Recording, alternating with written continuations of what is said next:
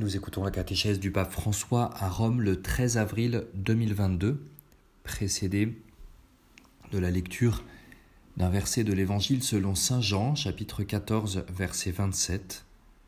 « Je vous laisse la paix, je vous donne ma paix. Ce n'est pas à la manière du monde que je vous la donne. Que votre cœur ne soit pas bouleversé ni effrayé. »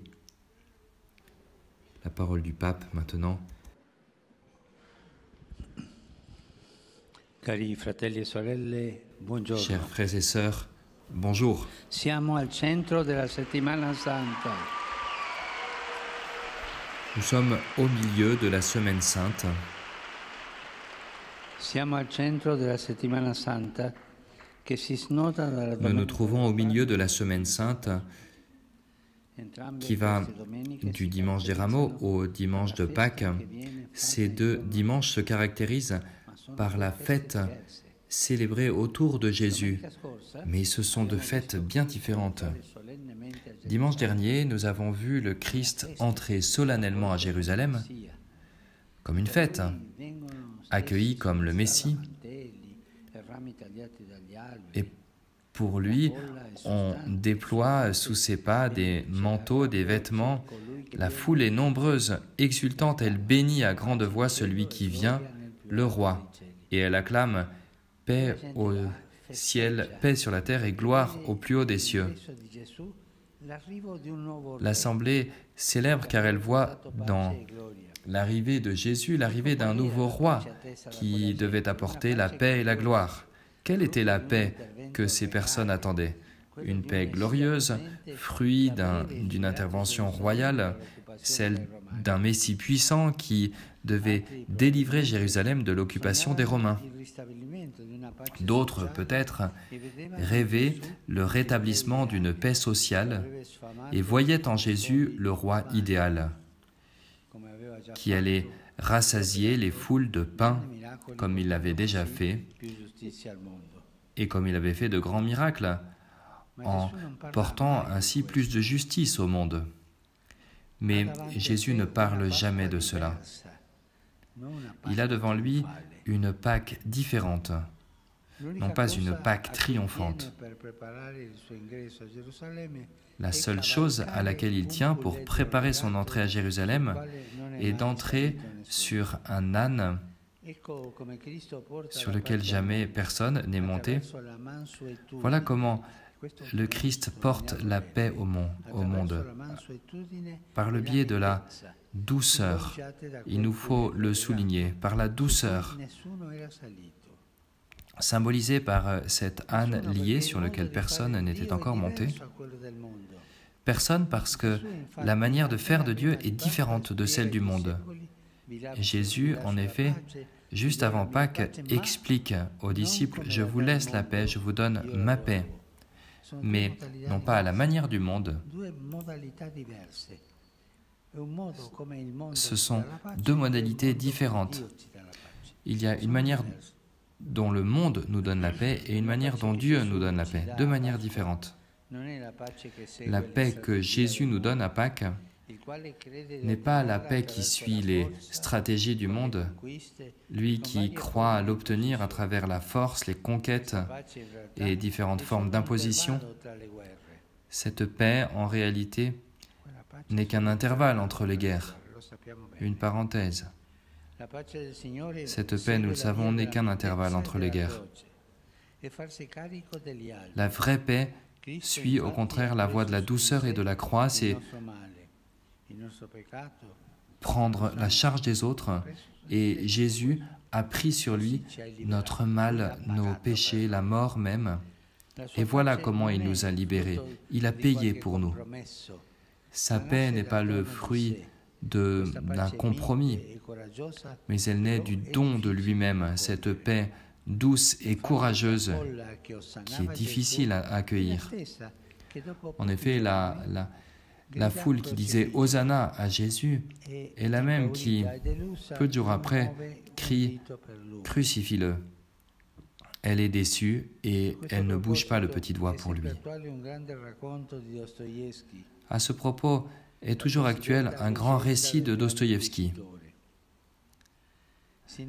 la légende du grand inquisiteur. On raconte de Jésus que plusieurs siècles plus tard, il retourne sur la terre, c'est une légende. Il retourne sur la terre, donc, nous raconte Dostoïevski.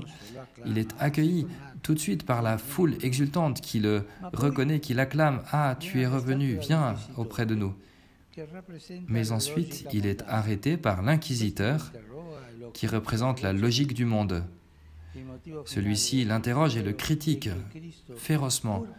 Et le motif final de réprimande est que le Christ, alors qu'il aurait pu le faire, n'a pas voulu devenir César, le plus grand roi du monde. Il a préféré libérer l'homme plutôt que de l'opprimer et de résoudre les problèmes par la force. Il aurait pu restaurer la paix dans le monde par la force d'un pouvoir suprême, mais il ne l'a pas voulu, il a voulu respecter notre liberté.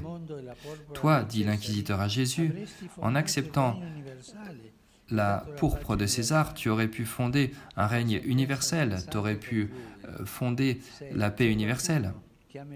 Et il conclut, s'il y a quelqu'un qui a mérité plus que tous notre colère, c'est toi.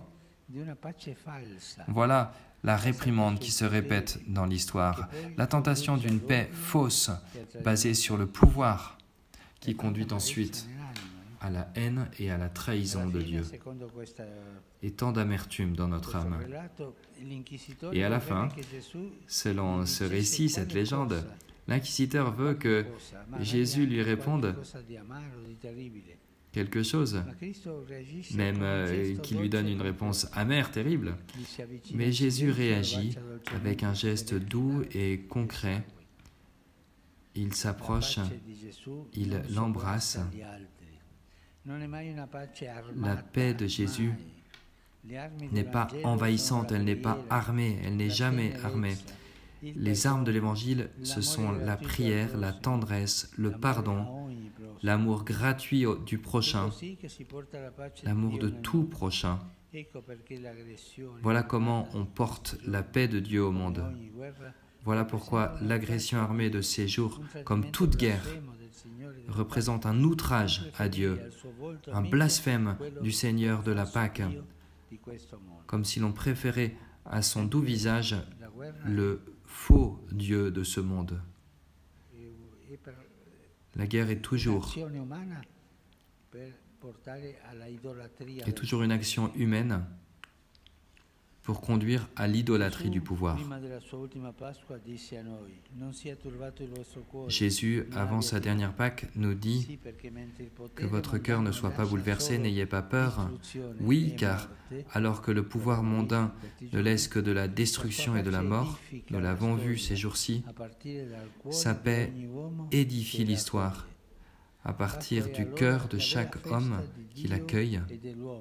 La Pâque est alors la vraie fête de Dieu et de l'homme, car la paix que le Christ a conquise sur la croix par le don de lui-même nous est transmise. Voilà pourquoi au jour de la Pâque, il apparaît aux disciples et comment les salue-t-il? Il dit « La paix soit avec vous ». C'est la salutation du Christ vainqueur, du Christ ressuscité. Frères et sœurs, la Pâque signifie un passage. Et cette année, c'est surtout l'occasion de passer du Dieu du monde au Dieu chrétien, de l'avidité que nous avons en nous à la charité qui nous rend libres, de l'attente d'une paix portée par la force à l'engagement de témoigner concrètement la paix de Jésus. Frères et sœurs, mettons-nous devant le crucifix, source de notre paix, et demandons-lui la paix du cœur et la paix dans le monde. Merci.